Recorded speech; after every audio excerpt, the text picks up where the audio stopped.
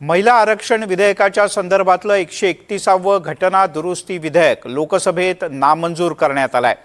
विधेयकाच्या बाजूने 298 तर या विधेयकाच्या विरोधात 230 मतं पडली। हे विधेयक मंजूर होण्यासाठी सभागृहात सरकारला 2/3 बहुमत आवश्यक होतं, म्हणजे 360 मतं मिळणं आवश्यक होतं। मात्र प्रत्यक्षात 62 मतांनी हे विधेयक नामंजूर झालं। पहिलंच बिल मोदी सरकारच्या कारकिर्दीतलं नामंजूर झालंय, त्यामुळे पुढची 2 विधेयकं ही सभागृहात मांडण्यात आली नाहीत। एकूण 3 विधेयकं सभागृहात मंजूर करून घ्यायची होती या विशेष अधिवेशनात, पण पहिलंच नामंजूर झाल्यामुळे पुढची 2 विधेयकं सभागृहात मांडली गेलेली नाहीत। दरम्यान संसदेत विधेयक नामंजूर झाल्यानंतर संसदीय कार्यमंत्री किरण रिजिजू यांनी नाराजी व्यक्त केली।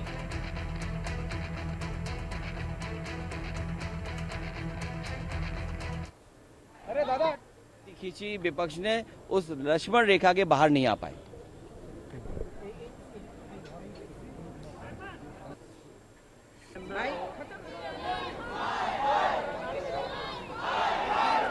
लोकसभेच्या बाहेरची ही दृश्य पाहतो आहोत आपण।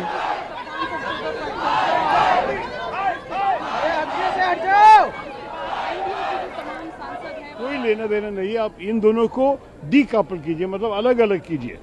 डीलिमिटेशन को ले आना बहुत बड़े बड़े मुद्दे उठाते हैं और हम वो नहीं चाहते थे, क्योंकि दक्षिण भारत के विषय, छोटे राज्यों के विषय, बहुत सारे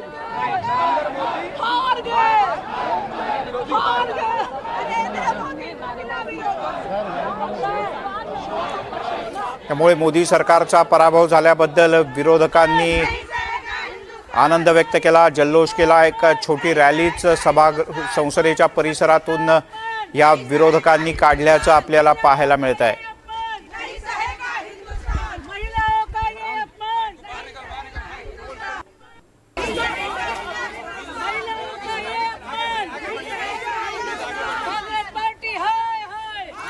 तर त्याच वेळेला सत्ताधाऱ्यांमधल्या महिला खासदारांनी मात्र काँग्रेस पार्टी हाय हाय म्हणत संसदेच्या परिसरातून एक हातात बोर्ड घेत एक मोर्चाच काढल्याचं आपल्याला पाहायला मिळत आहे। एक प्रकारे संसदेच्या परिसरात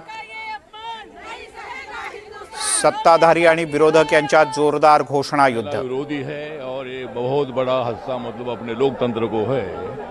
और महिलाओं के आरक्षण के बिल को पहले समर्थन दिया, लेकिन अभी मतलब यहाँ कोई राजनीति करके कांग्रेस पार्टी और अपोजिशन ने महिलाओं को देने वाले रिजर्वेशन का विरोध किया और ये बिल मतलब फेल करने का काम इन लोगों ने किया है। इसीलिए हम इनका धिक्कार करते हैं और महिलाओं के बाजू में नरेंद्र मोदी जी और हमारी एनडीए है, ऐसा मैं विश्वास व्यक्त करता हूँ। Yes, sir. Amendments and the other 2 bills fell by the wayside, and we are feeling a certain sense of triumph because this is not a vote against women's reservation. It is a vote against delimitation and the mischief that delimitation and the dramatic expansion. But they have introduced as if they are the champions of this bill. जब नारी चंडी बनती है तो ध्वंस कर देती है। आज उन्हें देश की नारी शक्ति का अपमान किया है, उनके अधिकार को छीना है, उनके आरक्षण को छीना है, तो महिलाओं के उस चंडी का रूप देखेगा और नष्ट हो जाएगा विपक्षी दल। खाता नहीं खुलेगा उसका, कांग्रेस का और अन्य विपक्षी दल का। से 29 में लागू करे, 33% आरक्षण 543 सीट पे देने का काम करे। इनकी नीयत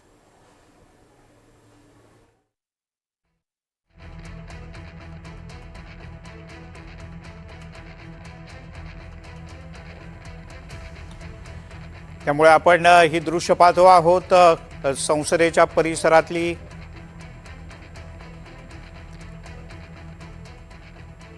जी ने 33% का आरक्षण आधी आबादी को दिया था और कांग्रेस पार्टी ने जिस प्रकार के विश्वासघात किया महिलाओं के साथ, उनके साथ खिलवाड़ किया है, उनका अपमान किया है, उनको पूरी मातृशक्ति श्राप देगी। जब वो चुनाव में जाएंगे तो मातृशक्ति उनको बदला देगी, क्योंकि महिलाओं का ये अपमान नहीं सहेगा हिंदुस्तान, नहीं सहेगा हिंदुस्तान। राहुल गांधी हाय हाय हाय एक मिनट सवाल है। हमारे प्रधानमंत्री जी के नेतृत्व में पहली बार बहुत ही गंभीरता के साथ हम इस बिल को लेकर बैठे थे। नारी शक्ति वंदन अधिनियम 2023 पारित हुआ। इसे पारित करने में क्या हर्ज था मुझे समझ में नहीं आ रहा है। देखिए, हमें इसे कार्यान्वित करना था। ये आधी आबादी के साथ हमारे खिलाफ हम सब पक्ष में बोल रहे हैं। नहीं हो गया पीछे हो गया। लेकिन इन्होंने बहुत बड़ा पाप किया है। 24 में महिला बिल लागू नहीं, आरक्षण लागू किया नहीं तो एग्जिस्टिंग 543 पे महिला आरक्षण लागू होता। आज जो बिल है वो डिलिमिटेशन का डिफीट हुआ है। पहली बार इस सरकार को हार के सामने जाना पड़ा। उनके चेहरे देखने लायक थे और वो 2/3 मेजोरिटी उनको नहीं मिल पाई। और आज हम बार बार मांग कर रहे थे कि डिलिमिटेशन और महिला आरक्षण बिल को मत जोड़िए, लेकिन ये जो पाप किया है, अन्याय, वो उन्होंने देश की महिलाओं पे किया है और आज उनको भुगतना पड़ेगा। 2/3 मेजोरिटी नहीं मिल पाई। बीजेपी सरकार की डिफीट हुई। डिलिमिटेशन जो देश की अखंडता को धोखे में डाल रहा था, वो बिल आज डिफीट हुआ। जो देश को तोड़ने की कोशिश कर रहे हैं वो उनके खिलाफ गया है। बिल डिफीट हो गया है और ये बीजेपी के अंत की शुरुआत है।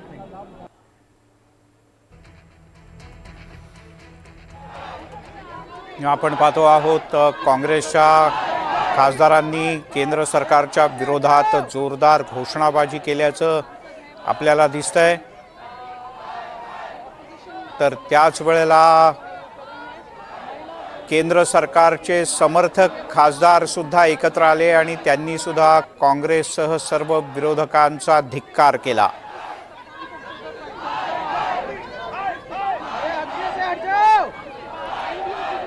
आपण सभागृहाच्या बाहेर, संसदेतून बाहेर पडताना सत्ताधारी आणि विरोधक खासदारांमधलं हे घोषणा युद्ध पाहतो आहोत।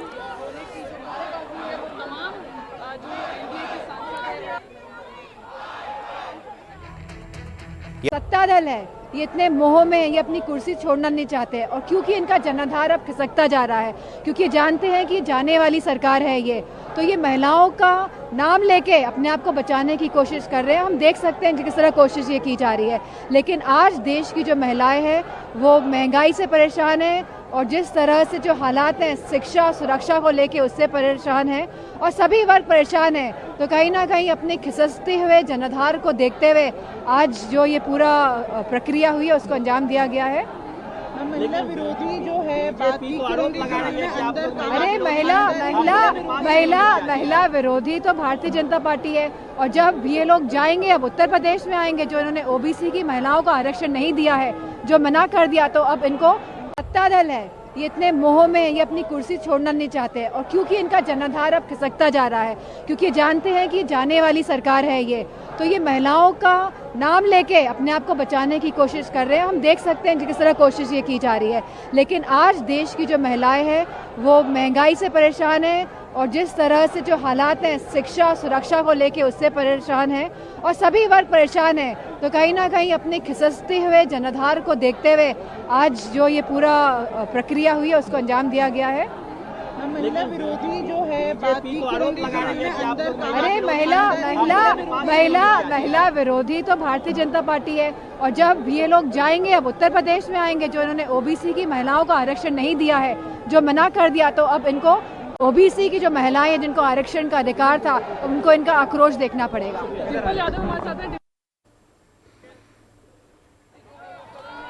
डिंपल यादव यांनी ही प्रतिक्रिया दिली आणि त्यांनी म्हटलं की या सरकारला आज जिस तरह से गिरा है और जिस तरह से कांग्रेस ने देश को बांटने के अपने एजेंडा को एक बार फिर पुरजोर शब्दों में रखा, कांग्रेस का चाल, कांग्रेस का चरित्र और कांग्रेस का चेहरा तीनों बेनकाब हुए हैं था। लेकिन कांग्रेस पार्टी और विपक्ष के ऊपर केवल राजनीतिक स्वार्थ ही छाया हुआ था, इसलिए उन्होंने इस देश की मातृशक्ति के साथ आज धोखाधड़ी करी है। आप देख लीजिएगा, वो पूरी की पूरी भारत की मातृशक्ति के आक्रोश का पात्र बनेंगे इस वजह से।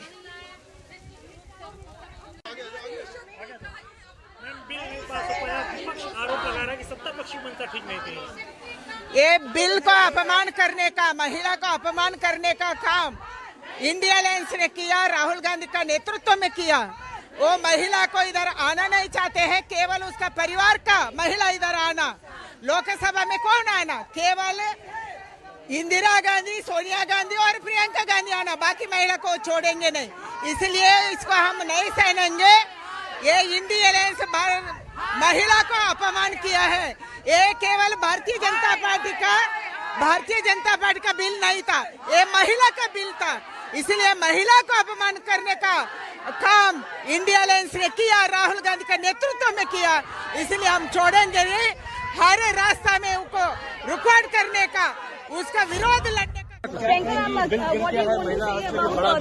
मैं ये कहूँगी कि ये महिलाओं के आरक्षण की बात नहीं थी, ये देश के लोकतंत्र की बात थी, ये देश की अखंडता की बात थी। हम कभी इससे सहमत नहीं हो सकते कि आप इस महिला आरक्षण को इस तरह से परसीमन से जोड़ें कि वो पुरानी जनगणना पर चले जिसमें ओबीसी शामिल भी नहीं है। तो ये मुमकिन ही नहीं था कि ये बिल पारित हो। और मेरे ख्याल से हमारे देश के लोकतंत्र के लिए, हमारे देश की अखंडता के लिए ये एक बहुत बड़ी जीत। मैम, कांग्रेस की क्या रणनीति होगी? जिस तरह वो कह रहे हैं कि महिला विरोधी, बार बार ही कह रही है कि महिला विरोधी चेहरा कांग्रेस का। मैम, महिला विरोधी माइंडसेट की बात कह रहे हैं, जो गृह मंत्री ने भी बोला। महिला विरोधी माइंडसेट की वो कह रहे हैं जिन्होंने हाथरस में कुछ नहीं किया, जिन्होंने उन्नाव में कुछ नहीं किया, जिन्होंने मणिपुर की महिलाओं के लिए कुछ नहीं किया, जिन्होंने खिलाड़ियों के लिए कुछ नहीं कहा। ये कह रहे हैं कि हमारा विरोधी माइंडसेट है महिलाओं का। ये हमने रोक दिया है। और मैं अभी कह रहा हूँ, प्रधानमंत्री से कह रहा हूँ, अगर आप महिला बिल चाहते हैं 2023 का महिला बिल निकालिए, उसका इम्प्लीमेंटेशन आज से करिए। और पूरा का पूरा ऑपोजिशन 100% आपको समर्थन देगा और महिला बिल हम अपना काम कर रहे हैं, इमीडिएट इम्प्लीमेंटेशन करा देंगे। क्या बोलें इसके लिए? जो हमारा पक्ष था वो हमने अपना पक्ष बिल्कुल साफ रखा है। और लगता तो ये कि फिर गाड़ी थमी रह गई, लगता कोशिश में कुछ कमी रह गई होगी।